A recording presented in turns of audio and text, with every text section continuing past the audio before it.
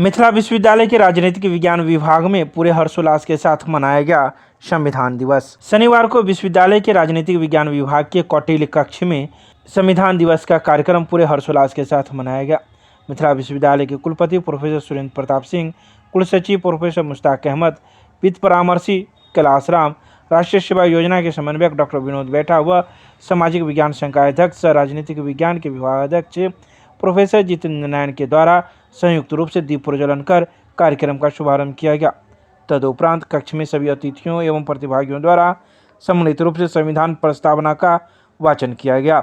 अपने उद्घाटन भाषण में कुलपति प्रोफेसर सुरेंद्र प्रताप सिंह ने कहा कि वृहद राष्ट्र उन्नत विचारों में अनुप्रमित होता है।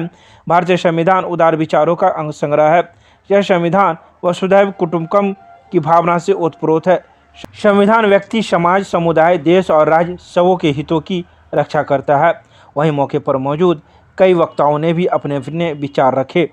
समय कम है, लेकिन यह कार्यक्रम बहुत ही महत्वपूर्ण है और शायद इसलिए राज्य शास्त्र विभाग एवं समाज विज्ञान संकाय अध्यक्ष प्रोफेसर जितेंद्र नारायण जी ने इस दिन को और भी ऐतिहासिक बनाने के लिए विश्वविद्यालय के इतिहास में एक नई दिशा देने के लिए एक सामूहिक कार्यक्रम पर चर्चा का आयोजन किया है। हम सब जानते हैं कि हमारा देश भारत विश्व का सबसे बड़ा प्रजातंत्र देश है और हमारा संविधान भी अनोखा है। क्योंकि यह कार्यक्रम राज्य शास्त्र विभाग में हो रहा है, जिस विभाग के पाठ्यक्रम का हिस्सा है संविधान।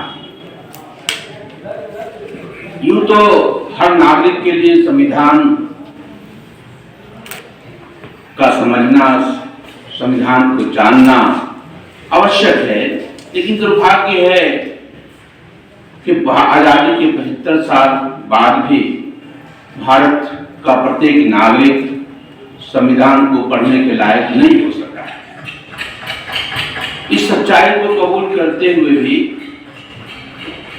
यह देश महान है कि अनपढ़ भी ये जानता है कि अगर किसी को अधिकार है तो उसे कर्तव्य भी है, उसका कर्तव्य भी है और ये संविधान सिखाता है। एक दूसरे रूप में गौरव का दिन हो सकता है कि बिहार एक ऐसा प्रदेश रहा है जिसने विश्व में, भारत में ही नहीं विश्व में भी लोकतंत्र का पहला राज्य स्थापित किया था। ये सामान्य धरती नहीं है जहां हम खड़े हैं, जहां हम चर्चा कर रहे हैं। भारत की संविधान दिवस की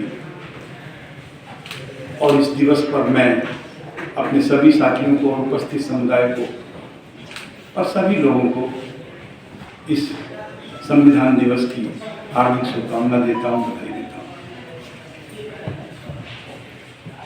जो भारत का संविधान है, बहुत गहराई में मत जाइए, सिंपलिसिटी से इसको समझने की कोशिश कीजिए, साधारण रूप से, क्योंकि इसी संविधान पर बहस करने के लिए सुप्रीम कोर्ट में ऐसे एडवोकेट्स हैं जो एक तारीख पेशी की अपीयरेंस का कितना पैसा ले लेंगे क्लाइंट के ऊपर होता है, वकील के ऊपर नहीं। हम सोच नहीं सकते हैं कि इस मुकदमे की कितनी फीस इस संविधान पर चर्चा करने के लिए, इसकी गुणवत्ता पर चर्चा करने के लिए सुप्रीम कोर्ट में दी जाती है और लोग स्वीकार करते हैं और देते भी हैं अपने काम के लिए। इस संविधान में जितना व्यक्ति का ख्याल रखा गया है, उतना ही समाज का ख्याल रखा गया है, उतना ही समुदाय का ख्याल रखा गया और उससे बराबर ही पूरे देश का ख्याल रखा गया। ऐसा कोई संविधान, ऐसा कोई तंत्र जिसमें शून्य से लगा के शिखर तक के लोगों का कल्याण बसा हो, रचा हो, लिखा हो, ऐसा कोई दूसरा संविधान नहीं है। मिथिला विश्वविद्यालय के स्नातकोत्तर समाजशास्त्र विभाग में महाराजा धीराज कामेश्वर सिंह की 115वीं जयंती के अवसर पर भाषण प्रतियोगिता का किया गया आयोजन।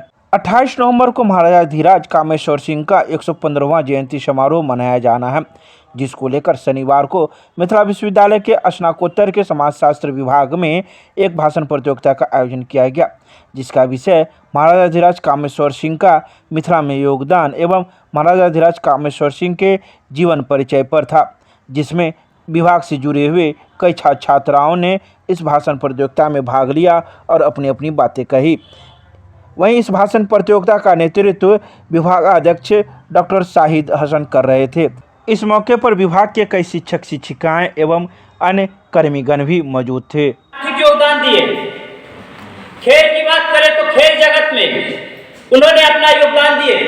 वह 1935 ईस्वी में दरभंगा फुटबॉल अखिल भारतीय फुटबॉल महासंघ में संरक्षक थे एवं कलकत्ता में दरभंगा कप टूर्नामेंट की शुरुआत की, जिसमें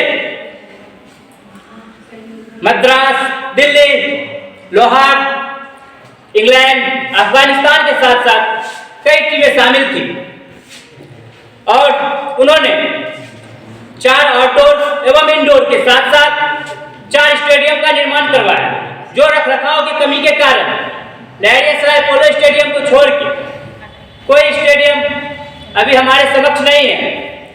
वर्तमान में आनंदबाग पैलेस जो कामेश्वर सिंह ने अपना दान में दे दिए संस्कृत मिथिला विश्वविद्यालय को। सबसे पहला उदाहरण तो ये हमारा यूनिवर्सिटी है, जहां हम एकत्रित होकर आज हमें यह सौभाग्य प्राप्त हुआ है कि हम इनके बारे में कुछ बोल सकें तथा इनके योगदानों को आपके सम्मुख प्रस्तुत कर सकें। उन्होंने बहुत से योगदान प्रस्तुत किए हैं। अगर ये विश्वविद्यालय ना होता तो शायद हम उस शिक्षा की प्राप्ति ना कर पाते, इस सब से हम वंचित रह जाते।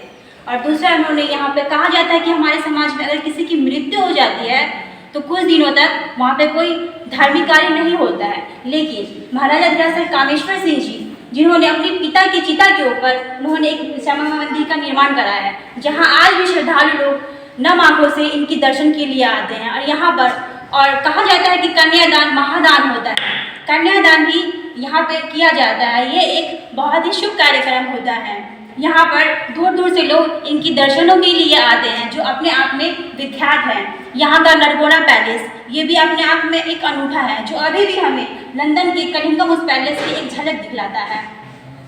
और साथ ही हमें यहाँ पे छोटे छोटे दुकान देखते होंगे आप, उनसे लोगों को रोजगार के साधन भी प्राप्त हुए हैं। कुछ लोग उससे अपना घर परिवार का भी पालन पोषण कर रहे हैं। इनका एक हॉस्पिटल है जो उसमें भी अभी भी आधी दर पर मरीजों का इलाज किया जाता है। और जो लोग अब जिनकी आर्थिक स्थिति नहीं भी अच्छी होती, वो फिर भी यहाँ पे आके आधी दर पर अपना इलाज करवाते हैं। और मैं अभी भी ऐसे कई परिसर है जो जिनका विनाश हो रहा है। हमें आप सभी से आग्रह करती हूँ कि तथा सरकार से मेरी अनुरोध है कि इस खंडहरों को इनको खंडहरों में विलीन ना होने दें। ये विरासत बहुत मुश्किलों से हम लोगों को नसीब हुए, शायद हम लोग सौभाग्यशाली हैं जो हमें ये विरासत देखने के लिए मिलती है। ललित नारायण मिथिला विश्वविद्यालय समाजशास्त्र विभाग में बच्चों को वाद विवाद प्रतियोगिता के लिए तैयार करने हेतु आगे के इसमें वो आगे सफल हो सकें, इसके लिए भी। और महाराजाधिराज कामेश्वर सिंह की जयंती 28 नवंबर 2022 को मनाई जाएगी। इसके उपलक्ष्य में छात्रों को प्राइज़ भी दिया जाएगा, जो उसमें उच्च श्रेणी के और उत्कृष्ट प्रतिभागी होंगे, पार्टिसिपेंट होंगे, उनको प्राइज़ वितरित किया जाएगा। और 28 तारीख को व्यवस्थित ढंग से विश्वविद्यालय के आदेशानुसार इस कार्यक्रम को पूरा किया जाएगा, जिसमें हमारे डीन सोशल साइंस उपस्थित रहेंगे। मैं इस संबंध में संक्षिप्त कहना चाहता हूं कि महाराजाधिराज कामेश्वर सिंह 28 नवंबर 1909 में जन्म लिए और उनके पूरे जीवन काल में मिथिला के क्षेत्र में काफ़ी विकास हुआ।